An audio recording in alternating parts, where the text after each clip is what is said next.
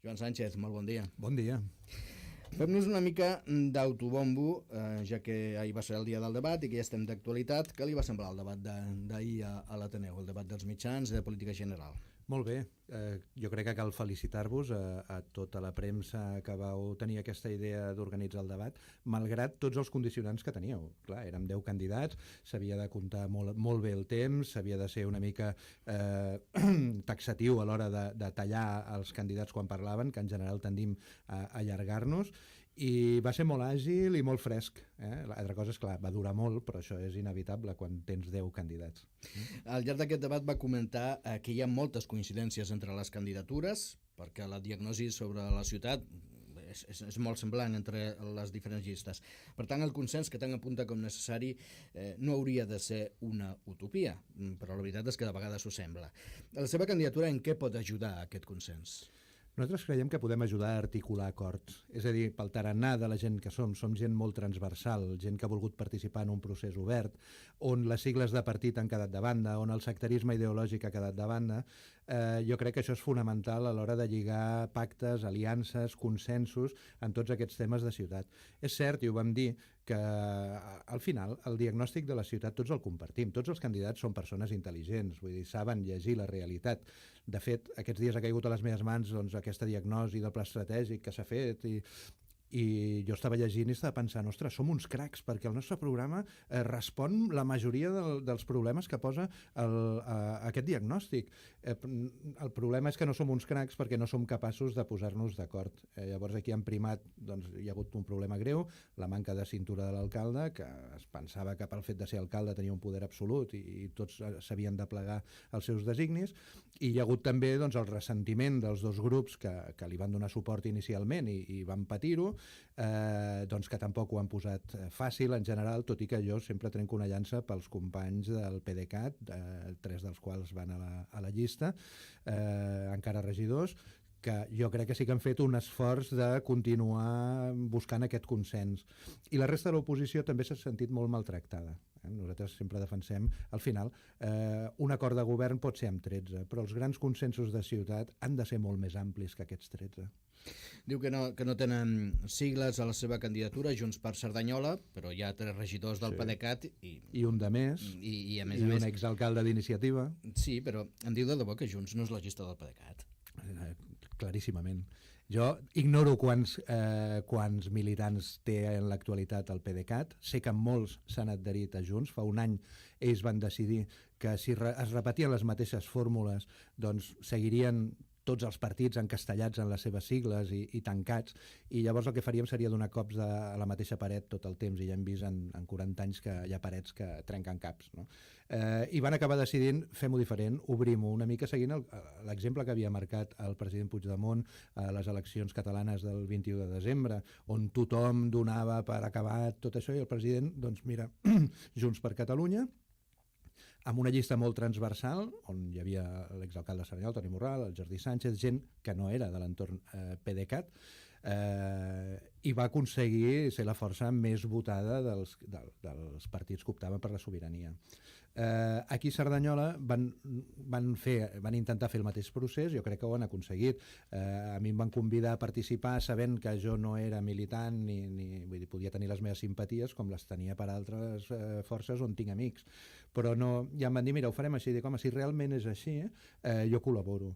Clar, a poc et van donant responsabilitats, vas agafant visibilitat i al final sembla natural que et presentis a les primàries. Jo realment em vaig presentar a les primàries pensant que, bé, potser les guanyava, potser no, però no era el meu projecte vital en aquell moment. Ara, un cop veus, jo em vaig quedar una mica sorprès quan vaig veure tanta gent participant en unes primàries, perquè és el que parlava, no sé quants militants té el PDeCAT, però sí que et puc dir que nosaltres ja freguem les 300 adhesions, per tant, i no té 300 militants al PDeCAT.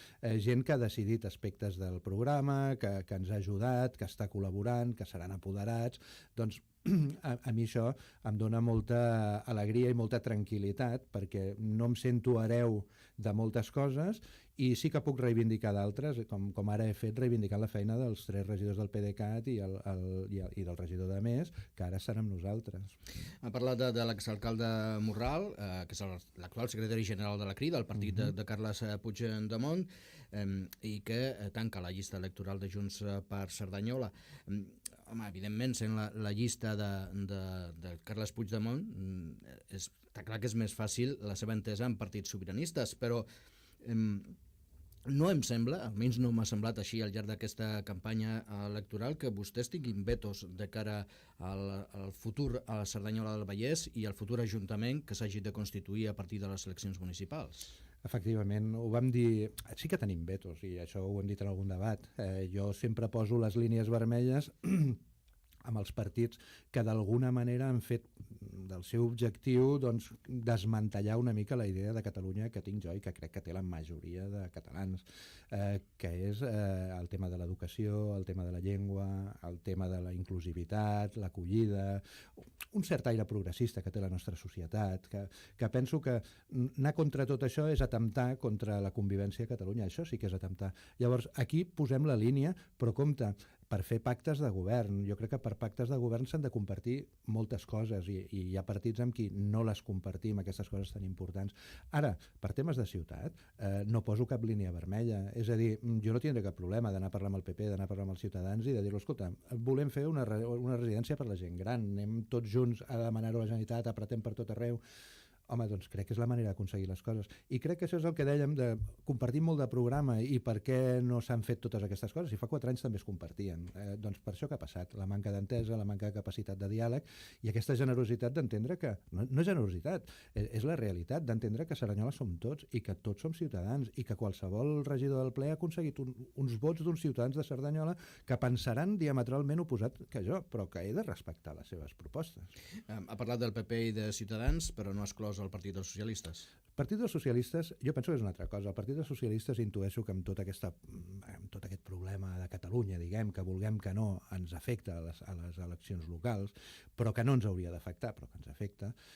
Jo crec que s'ha sentit molt incòmode el Partit Socialista. Ha hagut de jugar, ha patit el problema aquest de la seva dependència del PSOE. I el PSOE ha marcat l'estratègia i el PSOE els ha dit ara 155 i tots aquí fem veure que els hi encantava el 155.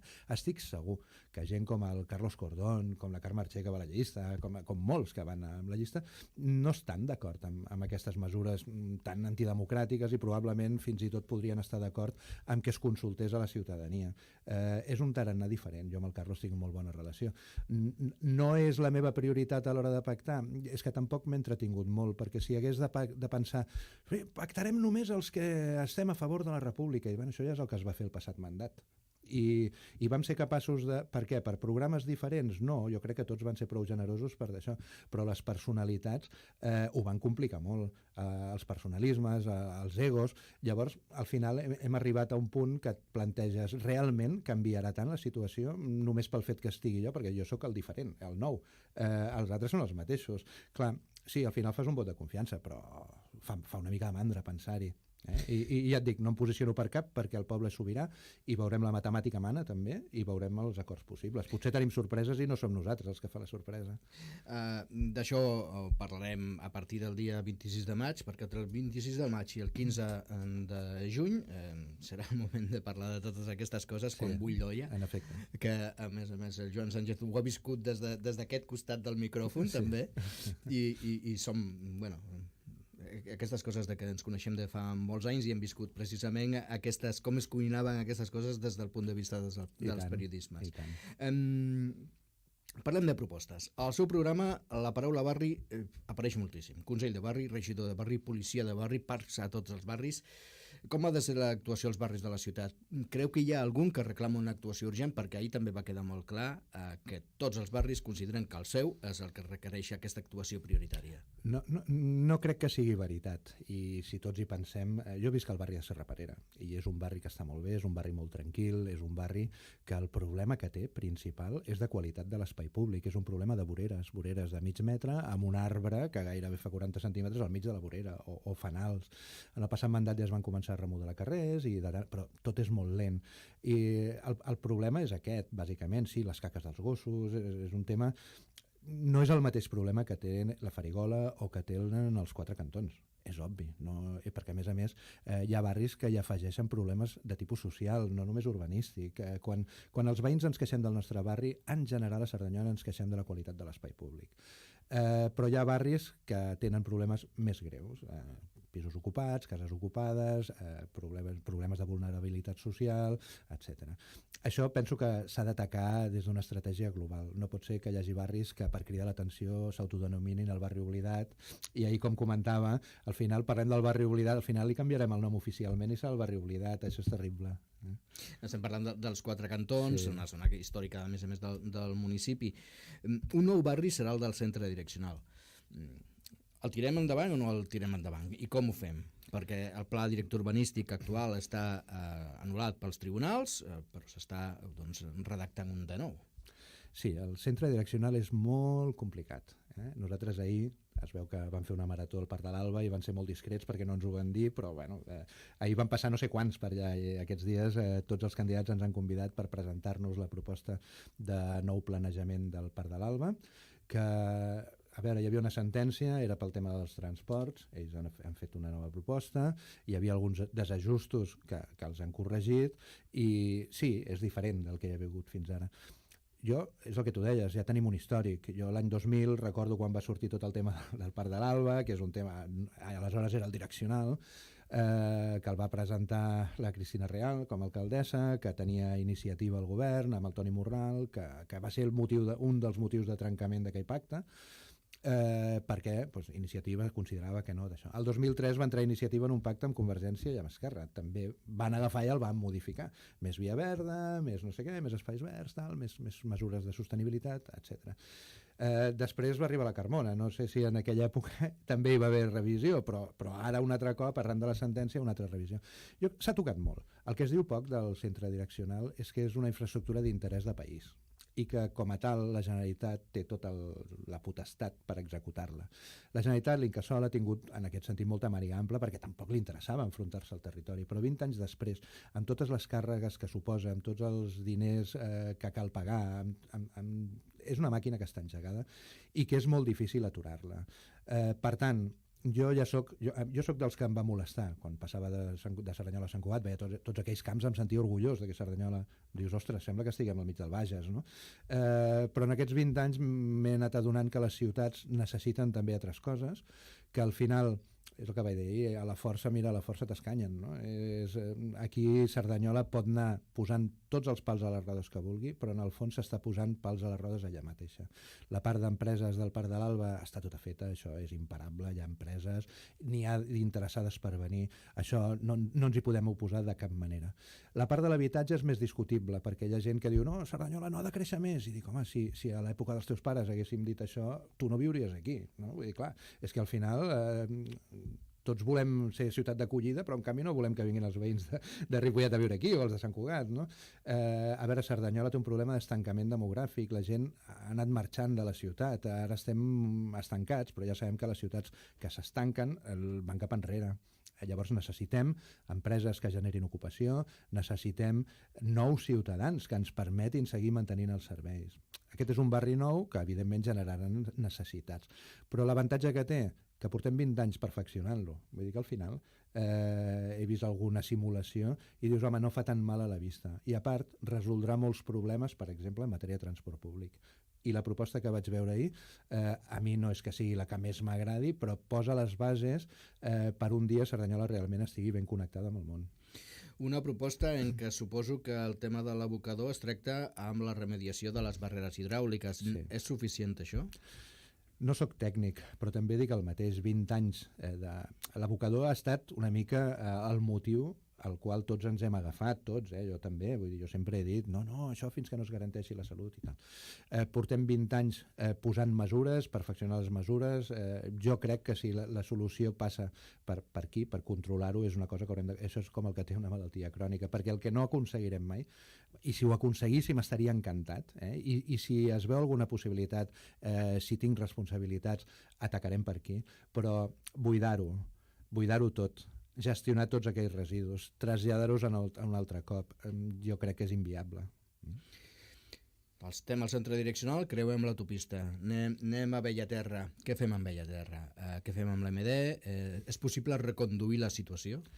Jo crec que sí. Jo crec que sí. El que passa és que ens hem d'escoltar molt, perquè al final ells només s'escolten ells mateixos, nosaltres només ens escoltem nosaltres mateixos, i això és una cosa que ve passant doncs, fa 40 o 50 anys, perquè abans Bellaterra s'autogestionava molt, perquè era una comunitat, doncs, legalment ells ho pagaven tot, era com si fos doncs, una comunitat de veïns i feien. Després va passar a ser gestionat per l'Ajuntament, aquí van començar els problemes. Òbviament, l'Ajuntament del moment, a més, una època molt ideologitzada i molt d'això era los ricos que se lo paguen ells, no? Que s'ho paguin ells. I clar, això ha anat generant greuges i ells tenen problemes, i ho van comentar, ells tenen problemes d'envelliment, d'estancament demogràfic, però tenen problemes que tampoc no van voler abordar. El tema urbanístic, la diversitat urbanística. Clar, si tu vas tenint cases grans, els teus fills, a veure si poden, es quedaran a viure, però en general els teus fills marxen i tu ets una persona gran en una casa de no sé quants mil metres que l'has de mantenir i acabes agafant un baix a Sabadell, que és d'on van venir els teus pares o els teus avis. Vull dir que al final Bellaterra, si no es planteja doncs una mica de diversitat urbanística, de diversitat d'usos, és a dir, no té comerç, no té serveis, no té terrenys industrials, no té res, al final plantejat així és molt complicat. La solució a Sant Cugat? Bé, ells van provant, vull dir, ja van fer un referèndum per majoria i no va tirar endavant. Ara estan recollint signatures i jo dubto que tiri endavant, vull dir que és un tema que al final ens haurem de posar d'acord. I hi ha un conveni que s'ha estat negociant durant molts anys amb la mediació de la Generalitat, amb totes dues parts, quan semblava que ja estava per tancar-lo, surt un problema que posa l'AMD, que és d'un clot, l'Ajuntament amb poca cintura, l'Ajuntament del govern amb poca cintura, no, de cap manera, quan dius, escolta, que el gestionin, si l'únic que volen probablement és impedir que allò sigui una boca d'un dia, doncs ja està, jo els hauria tret un argument. Abans parlàvem de l'habitatge a la Plana del Castell, al centre direccional. Vostès al seu programa plantegen un pla d'habitatge important, entre altres coses parlen de la construcció de 120 habitatges públics com a mínim en el mandat. Sí. Això com ho fem? A veure, tenim recursos, hi ha diners, perquè tot el tema de les inversions es pot fer. No, jo ara, clar, no puc posar la mà al foc, diguem, en aquest sentit, però les voluntats són aquestes. De dir, fem un pla ambiciós d'habitatge, on passi per l'habitatge protegit de lloguer, perquè al final el que es feia als anys 80 de sol públic es construïa i es venia, i al final aquests pisos doncs, ja són propietat d'algú que probablement ha canviat les seves condicions de vida i ja no té aquella necessitat d'un habitatge de preu taxat o de preu protegit. Per tant, és habitatge protegit. Que l'habitatge protegit destinat, a més jo aquí seria una mica seriós, i destinat a gent que realment ho necessita, són col·lectius com els joves, que són col·lectius com la gent gran, que són col·lectius com les famílies monoparentals, és a dir, gent que té dificultats d'accés a l'habitatge. Jo ho enfocaria per aquesta banda. I alhora, utilitzat una mica, seguint l'argument aquest que diem sempre, les coses s'han de fer una mica amb visió estratègica. Del que es tractaria seria de construir aquest habitatge en llocs on Cerdanyola té ferides obertes, per exemple a l'Escondel, per exemple a la carretera a Barcelona. Són llocs que no té sentit a aquestes alçades del segle XXI doncs, tenir tot de naus industrials d'uralita amb activitats precàries que l'únic que serveixen és per separar la farigola del casc urbà, no? de la resta del casc urbà. Llavors, allò urbanitzat, comptant també amb els privats, perquè aquí sempre hem demonitzat el fet de construir pisos. L'especulació és un delicte i això ja es vigilarà, però que gent es dediqui a construir perquè la gent pugui accedir a un bé de primera necessitat com és l'habitatge és imprescindible.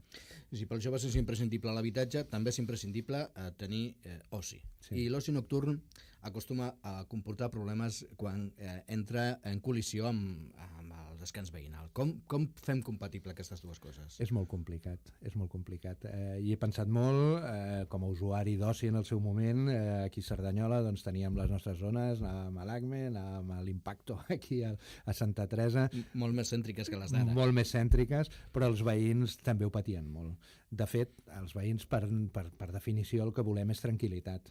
Llavors, un bar que a les 10 encara faci soroll la seva terrassa, doncs a tots ens posa els nervis. Però la llei diu que a partir de la 1 o a partir de les 12 no pot fer soroll, doncs això s'ha de complir. Hi ha llocs de referència a Cerdanyola que estan al centre i que no passa res, vull dir, fan la seva activitat i sempre hi pot haver alguna queixa, però no són conflictius.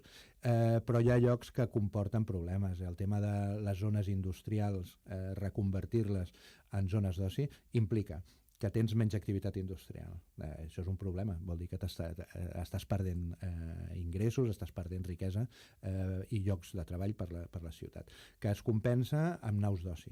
Això té un efecte crida que és terrible, clar. L'exemple de la zona hermètica, durant dècades va funcionar, durant dècades va comportar problemes, no tant als veïns, perquè al final està en un lloc aïllat, però al final la gent que passa aquí a Cerdanyola, tu veus, la gent que va cap al Polizur, perquè hi ha alguna nau que té aquest ús, des de l'estació fins a la nau generen problemes. Vull dir, la ruta dels grafiti, la ruta al tornar, la ruta de les vomitades i de l'incivisme, no? Això no és fàcil de solucionar, perquè podríem dir, mira, ens n'anem a la frontera amb Sant Cugat, allà al centre direccional, algun terreny que sigui de l'Ajuntament, i diem, mira, aquí farem una zona d'oci. Però tot això cal calibrar-ho molt. Ha parlat d'incivisme. Tothom està d'acord en que la plantilla de la policia local de Cerdanyola, per exemple, és reduïda i que cal incrementar-la, però creu que Cerdanyola té un problema de seguretat ciutadana? No. És un tema, a veure, sempre hem de distingir, no? És a dir, ahir el portaveu del PP o el candidat del PP deia, entreu a la web del Ministeri, veureu les dades que són esparveradores. Òbviament hi ha unes dades, però el més important sempre és preservar la sensació de seguretat. Evidentment, a mi m'han entrat a casa, vull dir, però jo crec que aquesta no és la tònica. Sí que hi ha zones on s'ha de vigilar més, s'ha de fer una especial atenció. Clar, la policia de Cerdanyola, estem d'acord, està infradotada.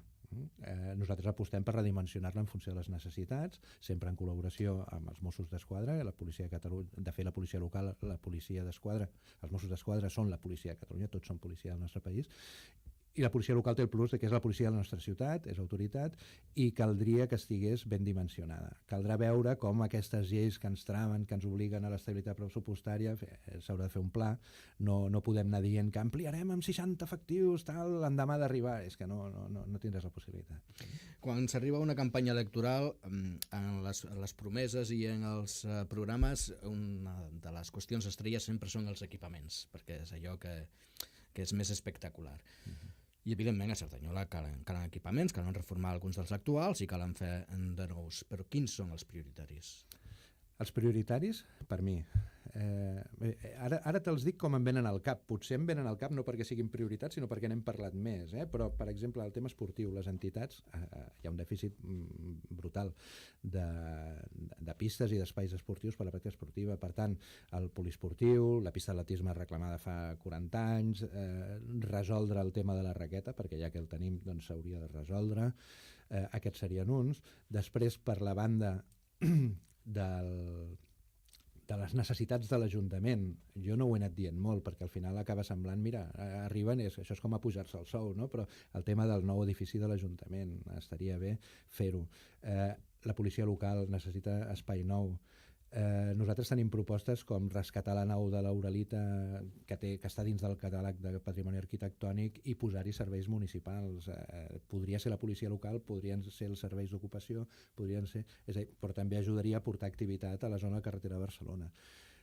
Més equipaments que trobem necessaris, el famós hotel d'entitats, espais per a les entitats culturals, que inclogui, que ajudi a resoldre altres dèficits històrics, doncs com espais per un auditori mitjà, o sales d'exposicions, o sales de concert. Això caldrà ser imaginatiu, perquè al final sempre cal optimitzar els recursos del ciutadà i veure com ho fem i sobretot on ho fem. Nosaltres sempre insistim molt que els equipaments han de ser elements que dinamitzin l'activitat. Ara venia cap aquí, veia l'Ateneu i deia, hosti, m'encanta l'Ateneu, també perquè hi he estat molt a l'Ateneu, m'encanta, però penses, ostres, si l'Ateneu li haguéssim aconseguit en el seu moment un lloc a prop, per exemple, dels eixos comercials, o d'algun lloc que volguéssim potenciar com a futur eix comercial, la quantitat de gent que mou donaria molta vida, funcionaria molt. És el que ha passat amb el Museu d'Art, no?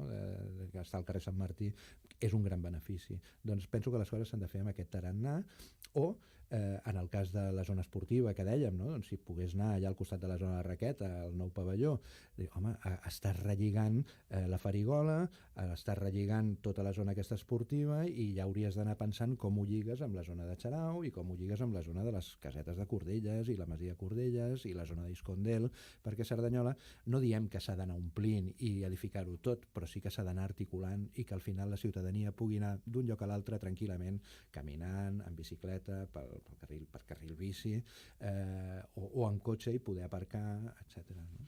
De molts d'aquests equipaments parlen altres candidatures o de qüestions molt semblants, però hi ha un projecte que el programa de Junts per Cerdanyola destaca per la seva originalitat, que és el tema del Parc Arqueològic de Canaletes. Què és això? Què és el que volen fer? Sent honestos, no és el nostre projecte, no és projecte de Junts per Cerdanyola. Jo personalment, a les taules que vam fer de participació, quan ens vam reunir amb gent, doncs a la taula cultura va sortir el tema de a Can Canaletes hi ha unes ruïnes romanes i ho sabem des de fa molt i mai s'han volgut fer públiques perquè, clar, primer doncs allà es volia fer el camp de golf i era una època que, com diguis alguna de les ruïnes, ens faràs caure al camp de golf i ens quedarem sent... Clar, el camp de golf ja està descartat absolutament i dius, home, doncs si tenim allà això... A la primera proposta nostra era... investiguem-ho en col·laboració amb l'Autònoma, com sempre treballa la gent de patrimoni, que es facin les campanyes arqueològiques que calguin, que es descobreixi què hi ha i si realment té valor, home, vinculem-ho, seria l'època romana, vinculem-lo amb l'època ibèrica que està a un cop de pedra d'allà, amb el poblat de Can Oliver, i ja lligues això i tens una zona molt més potent, que a més podria atreure turisme, que seria una marca per Cerdanyola, i que dius, home, no seríem Ullastret o no seríem Empúries, però a l'àrea metropolitana pel turisme aquest de dissabte o turisme de diumenge, on anem? Doncs anem aquí. Els restauradors de Canaletes i Montflorit estarien encantats i seria una manera de dinamitzar la ciutat des del punt de vista cultural, de la protecció del patrimoni, al final el protegeixes i el dones a conèixer, reforces la teva identitat i fas marca de portes en fora i alhora doncs, et generaria un dinamisme econòmic, que sempre demanem, perquè al final tots fem moltes propostes, però sempre queda a l'aire la pregunta aquella de tot això qui ho paga, no? Ha fet referència a l'Autònoma. La UAB, sempre fem bandera de la UAB, però sempre acabem dient que universitat i ciutat viuen d'esquenes una a l'altra. Això també té alguna possibilitat de que en algun moment es desmunti? Sí, l'hauria de tenir. És a dir, amb aquest tarannà que nosaltres defensem, jo altres candidatures, aquesta pregunta surt en molts fòrums que hem fet, molts debats, i veus els altres candidats i el primer que fan quan els diuen és que estem d'esquena, bueno, però és que ens deuen 3 milions, és que no sé què, és que no sé quant... Perdona. L'Autònoma és un gran valor que tenim aquí. El que no pots fer és posar-te d'esquena. El que no pots fer, a més, amb gent de l'Autònoma allà al davant escoltant, que es tiren les mans al cap. El primer que va fer l'alcalde quan va arribar, no sé si ell sol o perquè tot l'equip de govern ja estava d'acord, cosa que ho dubtaria, però bé, en tot cas, va ser anar allà i dir-los que revocaven el conveni i a partir d'aquí doncs, denúncies i no sé què, i tenim plets amb l'Autònoma, una vintena, en les dues direccions. Jo això ho trobo terrible. Per mi, ho vaig repetint, és un pèl frívol si vols, però perquè s'entengui, seria com tenir el camp del Barça a Cerdanyola. Què has de fer? Posar-li pegues al camp del Barça? Perdona, treballa amb ell, beneficia-te'n de que el tens allà, sigues tu també proactiu a l'hora de fer propostes, lidera la part que et toca, no? I sempre diem el mateix, l'Autònoma hauria d'apropar-se a Cerdanyola, Cerdanyola a l'Autònoma, i una bona manera de començar seria allò que dèiem, la residència d'estudiants al casc urbà, fer algun equipament també al Parc de l'Alba, això està previst, hi ha maneres de portar-ho cap aquí. I després, Cerdanyola hauria de ser el camp de proves de tota la ciència i la tecnologia que es fa a l'Autònoma, al Parc de Recerca, etc. Tot el tema de Smart City. Han fet convenis amb ciutats, amb l'àrea metropolitana, però en canvi amb Cerdanyola no n'hi ha cap. No? De dir, anem a provar els llums aquells que quan passes s'incrementa la llum i quan no hi ha ningú baixa, sensors, senzillament. No? El tema de recollir escombraries, també. Hi ha moltes coses amb les que podem col·laborar i que constantment Cerdanyola seria notícia al món i a Catalunya pel fet d'haver fet alguna cosa avançada, innovadora, en col·laboració amb l'Autònoma, i això no tenim la capacitat de fer-ho fins ara. En relació amb la universitat i la relació amb els municipis del voltant, hem parlat de l'àrea metropolitana, també som municipi vallèsà, la dicotomia aquesta que tenen algunes poblacions, com nosaltres o com Sant Cugat. Com plantegem aquesta relació amb els altres municipis?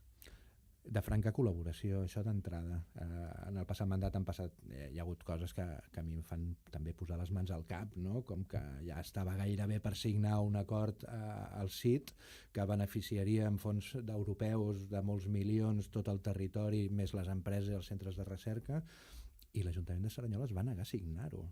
Clar, el Marc Costa m'ho explica, va ser ell qui ho va moure, no? I em van fer anar, hi havia els alcaldes dels 3 municipis, el rector de l'Autònoma, gent de les empreses, les fundacions, dir-los que no, que Cerdanyola no firmaria. tot el territori ho va perdre, m'ho explicaven a l'Autònoma també, i coincidien, van dir, no, el paper que li va tocar jugar, i dius, però això com s'entén? No? I aquí ningú considera donar explicacions, però bé. La resta, Cerdanyola té la gran sort d'estar a cavall. Jo abans era molt vallesà, quan fa 20 anys era molt vallesà, i perquè a Barcelona ens hem de diferenciar i tal.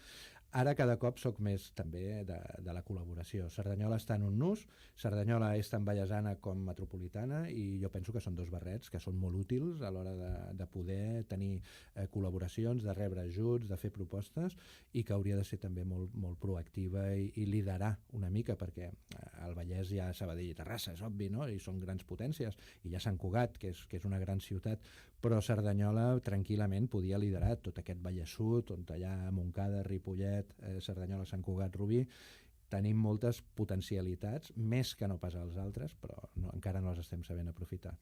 Al llarg d'aquests minuts ha sortit el tema del dinamisme econòmic en diverses ocasions. Hem parlat de les zones industrials, hem parlat també del Parc de l'Alba, però hi ha un altre aspecte important, al que també ha fet referència en algun moment, com és el tema del comerç de la ciutat, un comerç que sabem no només a Cerdanyola, arreu travessa moments complicats. Es pot sortir d'aquest moment complicat? Quines serien les actuacions per revifar aquest dinamisme del comerç local? Clar, a mi, jo sempre dic que el comerciant el que vol és que el deixin treballar i que l'Ajuntament compleixi amb les seves obligacions, que en principi és tenir un espai públic de qualitat i fer actuacions que serveixin per dinamitzar, que no vol dir anar fent fires per aquí, fires per allà, és el que dèiem, de posar infraestructures interessants, atractives en els eixos comercials, per exemple, garantir, i això és per la seva obligació, tot el tema de la mobilitat, l'aparcament, etc. I tot això s'ha gestionat molt malament. No dic que això sigui culpa del moment que viu el comerç, però això no ajuda. I que funcionés, ajudaria molt. El comerç també, no voldria anar donant consells i tot això, sabeu que jo he estat durant 5 anys gerent de l'Associació de Comerciants i que conec molt bé les problemàtiques d'aquest col·lectiu. No voldria tampoc donar fórmules màgiques perquè no les tinc, però sí que està clar. Hi ha temes... Quina és la gran competència ara mateix del comerç local? Ja no són les superfícies comercials, és Amazon. Doncs, per exemple, si es vol competir és o per aquí o amb tot de producte que no faci servir, que no pugui anar per Amazon. No? A Cerdanyola estic veient amb gust que obren botigues de productes de més qualitat, que obren botigues de tal. Potser la botiga... Clar, hi ha altres models, el basar i tal, que han aixafat el negoci a molts tradicionals. No? Però bé, això també és, en certa manera, no diré progrés, perquè per mi això no és progressar, però és el futur, és cap on sembla que anem. Per tant, hem de fer un model d'especialització, però tampoc no allò com a Barcelona, no? Que vas a veure la cereria, no? I només venen espel. No es tracta d'això, perquè això a Barcelona pot funcionar, aquí a Cerdanyola no funcionaria, però es tracta de buscar coses noves.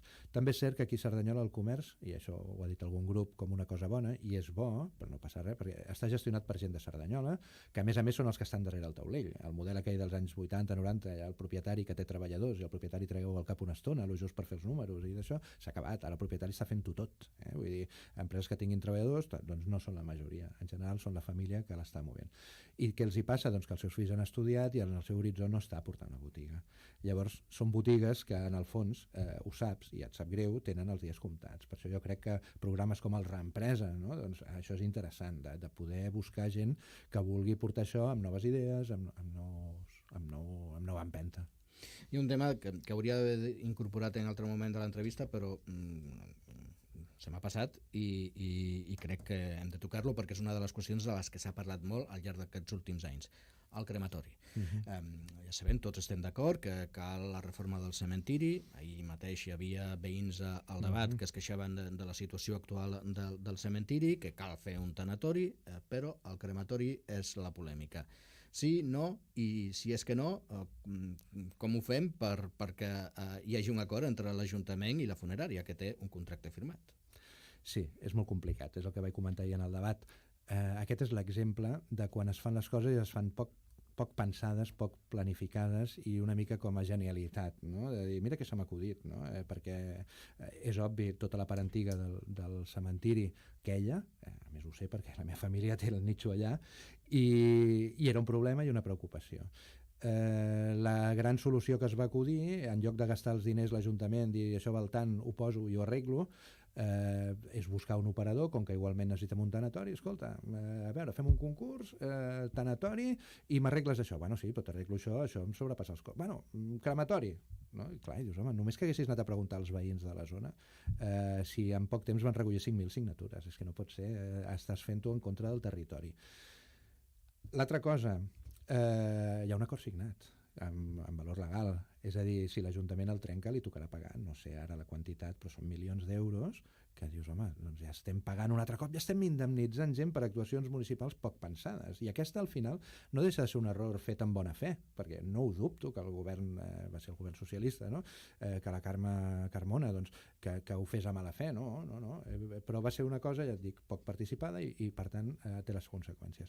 Clar, els que entrin ara hereten els problemes, i els problemes passen a través dels mandats, no són com els regidors que poden anar canviant, i ho has de gestionar. Per tant, el privat té dret a exercir el contracte i a tirar-lo endavant. Si té la bona voluntat de parar i negociar-ho, perfecte. Però clar, negociació també comporta problemes, perquè tu pots modificar les condicions i dir, et compensarem. Com em compensareu? Doncs en lloc de fer això et donarem més terreny, et donarem no sé què. Clar, això no pot variar les condicions del contracte, em sembla que és més o menys un 10%, perquè si no qualsevol altre operador pot dir, jo pensava presentar-me però no ho he fet per aquelles condicions i ara me les canvieu. Tenim un problema. Cerdanyola té un problema. Nosaltres estem en contra del crematori. Entenem que Cerdanyola té un servei de crematori aquí a Collserola, encara que em sembla que tècnicament el crematori no està al terme de Cerdanyola, però és igual, considerem que el tenim.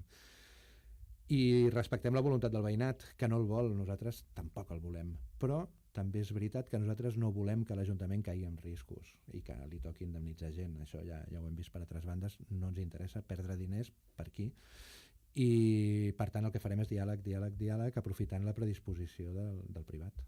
Diàleg, en aquest tema i en molts altres planteja Joan Sánchez, el candidat al cap de llista de Junts per Cerdanyola, per assolir consensos que millorin la ciutat de Cerdanyola i també la qualitat de vida de la seva ciutadania. Moltíssimes gràcies per haver vingut aquí als estudis de Cerdanyola Ràdio, ja saps que és casa seva. Moltes gràcies a vosaltres. I per haver comentat totes les seves propostes. Un plaer.